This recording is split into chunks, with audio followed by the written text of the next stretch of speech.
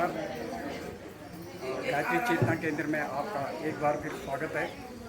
आज हम जो है पुंसकन संस्कार की जानकारी देने हेतु नया गांव पेलियो में गए हैं और यहाँ पर जो है ढेर सारी आशा कार्यकर्ता एवं गर्भवती महिलाएं जो है सामुदायिक केंद्र जो स्वास्थ्य केंद्र है उसमें आई हुई हैं और उनको जो है हम आज पुंसकन संस्कार के बारे में विस्तृत जानकारी देंगे और गर्भस्थ महिलाओं को जो है विस्तृत रूप में जो है जानकारी देंगे। तो आइए पुंसकन संस्कार। उषा किरण नेगी जी, आप ये बताइए यहाँ पर जो महिलाएं कौन कौन सी महिलाएं हैं? ये आशा कार्यकर्ते हैं और एएनएम है। अच्छा, तो आज आप लोग जो है इसकी जानकारी देंगे हैं? इसकी जानकारी भी दे रहे हैं और प्रचार प्रसार करने भी आए हैं।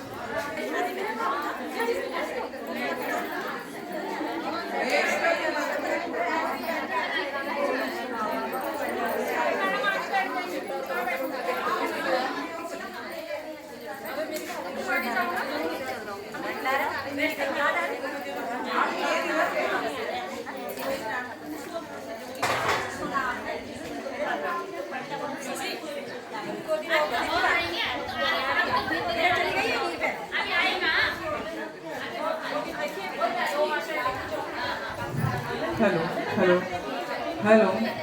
ज्ञानाञ्जन्यशलाकया चक्षुरुन्मीलितं येन तस्मै श्रीगुरवे नमः।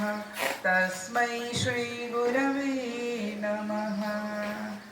मैं हमारी टोली का परिचय करा दूं।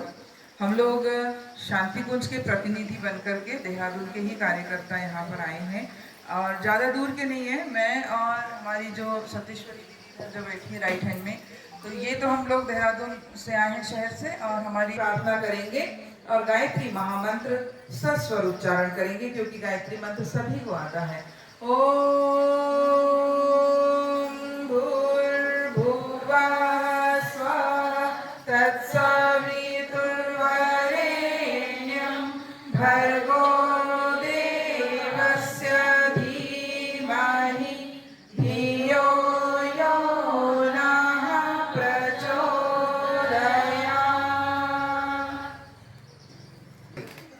बताइए। क्योंकि प्राचीन समय में तो जैसी माताएं चाहती थी वैसे अपनी संतति को बना लेती थी, लेकिन आजकल क्या हो गया, क्या कमी हो गई कि हमारे बच्चे हम जैसा चाहते हैं उसके बिल्कुल विपरीत हो जाते हैं। बहुत कम बच्चे होते हैं जो माता पिता का कहना मानते हैं, नहीं तो क्या हो रहा है हमारे बिल्कुल विपरीत होते हैं। परम पूज्य गुरुदेव ने कहा कि सारी समस्याओं की जड़ कहाँ से है। व्यक्तिगत समस्या कह लीजिए, पारिवारिक समस्या कह लीजिए, राष्ट्रीय समस्या, सामाजिक समस्या, अंतर्राष्ट्रीय समस्या को भी ले लीजिए, इन सब का एक ही कारण है, लोगों का चिंतन निकृष्ट होता जा रहा है। हमें महामानवों की जरूरत है, आदर्शवादी व्यक्तियों की जरूरत है, अच्छे महान व्यक्तित्व की जरूरत है। तो कैसे होगा? इसलिए चाहिए कि हमें उसके लिए हम शारीरिक रूप से, मानसिक रूप से, आर्थिक रूप से, सब तरह से अब हम सक्षम हैं।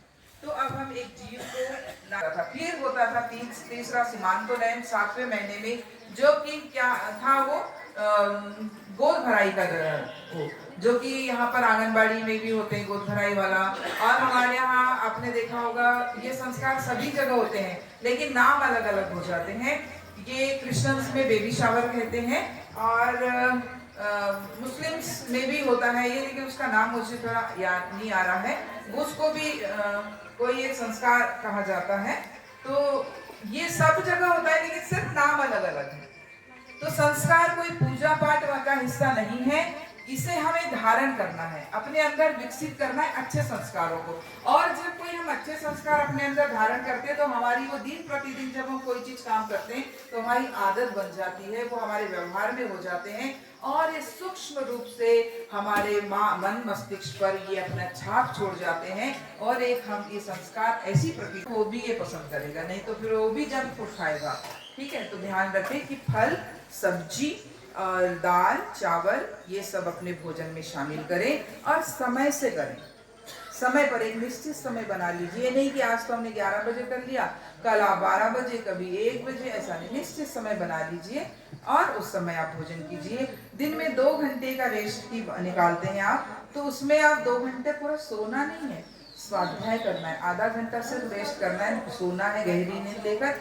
1.5 घंटे में आपको स्वाध्याय, कहानियाँ पढ़नी है और क्या करना है, बच्चे को सुनाना है अच्छी अच्छी कहानियाँ, महापुरुषों की कहानियाँ सुनानी है। और अगर समय हो सके तो आप कर सकती हैं तो दोपहर के समय दीपक जला करके भगवान का थोड़ी देर ध्यान कीजिए और फिर मध्य कुछ संगीत प्रवचन सुन लीजिए। फिर कर लीजिए मध्यकालीन नाश्ता, जो 4 बजे जरूर कीजिए, क्योंकि आपके खाने में बहुत अंतराल हो जाता है। इसलिए क्योंकि आपके आहार से गर्भस्थ शिशु का आहार भी, उसका स्वास्थ्य भी जुड़ा है, तो उसमें चाहिए कुछ पौष्टिक नाश्ता करना। चाहे फल ले लीजिए, चाहे सूप लीजिए, चाहे मट्ठा ले लीजिए, या अंकुरित अनाज जो आपने सुबह बनाया है वो अंकुरित अन्न भी लीजिए। मैं इसलिए अभी इसमें हमारी गर्भवती माताएं भी बैठी, इसलिए मैं ज़्यादा इसको थोड़ा बता रही हूँ। नहीं तो अगर हमारी एनएम्स बहनें और आशा कार्यकर्ता ही बहनें बैठती शॉर्ट कर जाती, लेकिन हमारी गर्भवती माताएं बैठी, तो आप लोगों से विनम्र निवेदन भाई कि इस सब चीज़ों का ध्यान रखना।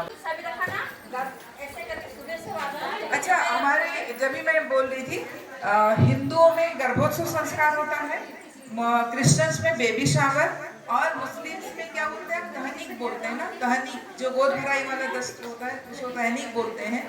होता तो है, होता है ना, आप में भी होता है, लेकिन वो अलग अलग तरीके से होता है। लेकिन अब ये सीजिए सब लोग, तो चाहे वो हिंदू हो, चाहे मुस्लिम हो, चाहे क्रिश्चियन हो, सभी माताएं क्या चाहती हैं कि हमारे घर में एक संस्कारवान बच्चा आए, अच्छा बच्चा आए, जो हमारे कुल का नाम रोशन करे। धन्यवाद। ये कुशाल राणा जी का घर है और बड़ा सुंदर है। ये मल्लान प्रांत है और यहीं पहले ये राधा यहाँ पढ़ती थी। हाँ राधा, ये सही बात है ना? हाँ हाँ सही बात है। ये हमारे मिस्टर राणा जी का घर है और उनकी धर्मपत्नी है। इनका यहाँ पर जनता इंटर कॉलेज से एक स्कूल भी है। धन्यवाद आपका।